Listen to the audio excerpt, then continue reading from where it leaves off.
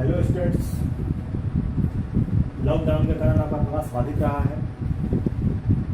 हमारी पूरी कोशिश है कि आज के क्लास में आपको हम सिंधु घाटी सभ्यता के प्रमुख विशेषताओं के संबंध में एक ऑनलाइन लेक्चर जो आपके काम के लिए हो और आपको इसके लाभ।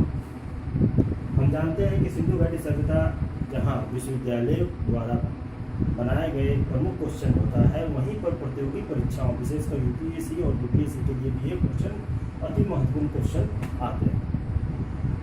सिंधु घाटी सभ्यता को हम हड़प्पा सभ्यता भी कहते हैं। इसका एक अन्य नाम जो है सिंधु घाटी सभ्यता और हड़प्पा सभ्यता। वस्तुतः किसी भी सभ्यता के नाम को हम इसलिए उसको इंडिकेट करते हैं कि हड़प्पा सभ्यता का नाम इसलिए पड़ा कि सर्वप्रथम हड़प्पा में ही इस सभ्यता की खुदाई हुई थी। इसलिए बहुत सारे इतिहासकारों ने इस सभ्यता को हड़प्पा सभ्यता कहा। लेकिन अब इतिहासकारों के बीच में एक सर्वमान्य मत ये आया है कि हड़प्पा सभ्यता के बजाय सिंधु घाटी सभ्यता कहना एक ज़्यादा उपयुक्त रहेगा, क्योंकि इस सभ्यता के जो प्रमुख नगर हैं या प्रमुख क्षेत्र हैं वो सब अधिकांश सिंधु घाटी और उसकी सहायक नदियों के किनारे बसे हुए हैं। हम ये जानते हैं कि सिंधु घाटी सभ्यता भारत की प्राचीनतम सभ्यता है और ये सभ्यता सिर्फ एकमात्र सभ्यता भारत में नहीं थी, बल्कि सिंधु घाटी सभ्यता के मुकाबले अन्य सारी सभ्यताएं भी विश्व में थी, जैसे मिस्र की सभ्यता, ईरानी सभ्यता और मेसोपोटामिया की सभ्यता।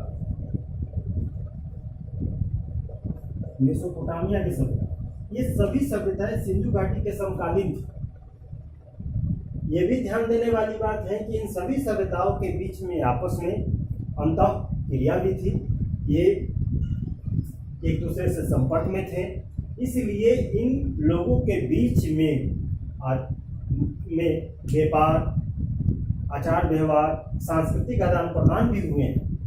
यहाँ एक सवाल उठता है कि सिंधु घाटी सभ्यता का उद्भव इस संबंध में कुछ इतिहासकारों का यह कहना है कि ये मिस्र और ईरानी सभ्यता या मेसोपोटामिया सभ्यता से देना। लेकिन अभी यहाँ उद्भव की बात न करके सिर्फ हम बात करते हैं सिंधु घाटी सभ्यता की प्रमुख विशेषताओं पर। अब सिंधु घाटी सभ्यता की प्रमुख विशेषताओं को हम एक एक करके लाते हैं, तो हम ये देखते हैं कि सिंधु घाटी सभ्यता ये प्राचीनतम सभ्यता है और सिंधु घाटी सभ्यता का जो कालक्रम है, ये 2250 बीसी से 1750 बीसी तक माना है। ये कालक्रम जो है विभिन्न इतिहासकारों ने अलग अलग ढंग से माना, लेकिन 2250 से 1750 बीसी का जो कालक्रम है ये कार्बन डेटिंग पद्धति के द्वारा माना गया है। डेटिंग पद्धति, कार्बन डेटिंग पद्धति के द्वारा इस सिंधु घाटी सभ्यता का काल जो है वो 2250 बीसी से 1750 बीसी माना गया है। लगभग सभी इतिहासकार इस चीज को मानते हैं कि बीसी में कुछ सालों का अंतर हमेशा विद्यमान रहता है। दूसरा हम देखते हैं यह एक आद्य ऐतिहासिक सभ्यता है। आद्य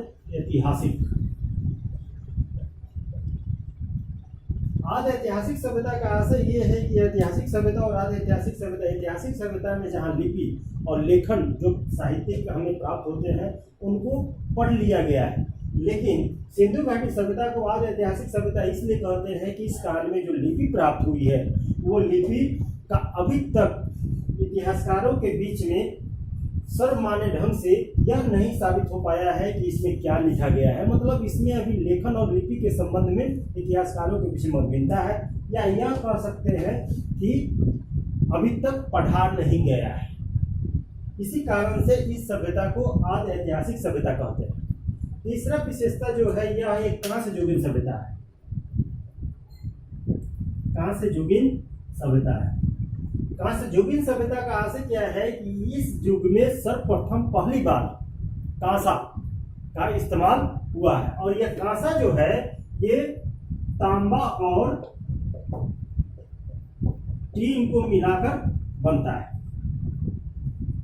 कांसा जो है वो तांबा और टील को मिलाकर बनता है। अब इसको याद रखने के लिए हमको ये ध्यान देना है कि तांबा में भी टी होता है और टील में भी टी होता है, इसलिए इसको टीटी यानी टीटी, तांबा और टील को मिलाकर कांसा बनता है। ये ऐसा, ये पहली सभ्यता थी जिसमें कांसे का उपयोग हुआ है। इसका मतलब ये हुआ कि इससे जो पहले सभ्यता थी, उस सभ्यता या तो उसमें तांबे का सिर्फ इस्तेमाल होता था या फिर पाषाण औजारों का। तीसरा,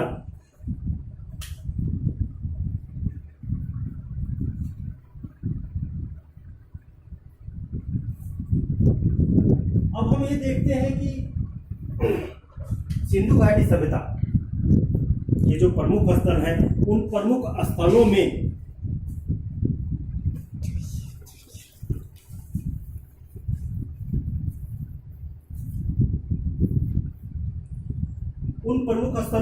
कौन कौन से प्रमुख स्थल है, तो उन प्रमुख स्थलों में हम हड़प्पा का नाम लेंगे,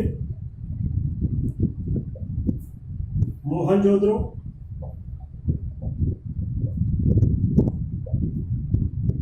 कालीबंगा, धौलावीरा, लोथल।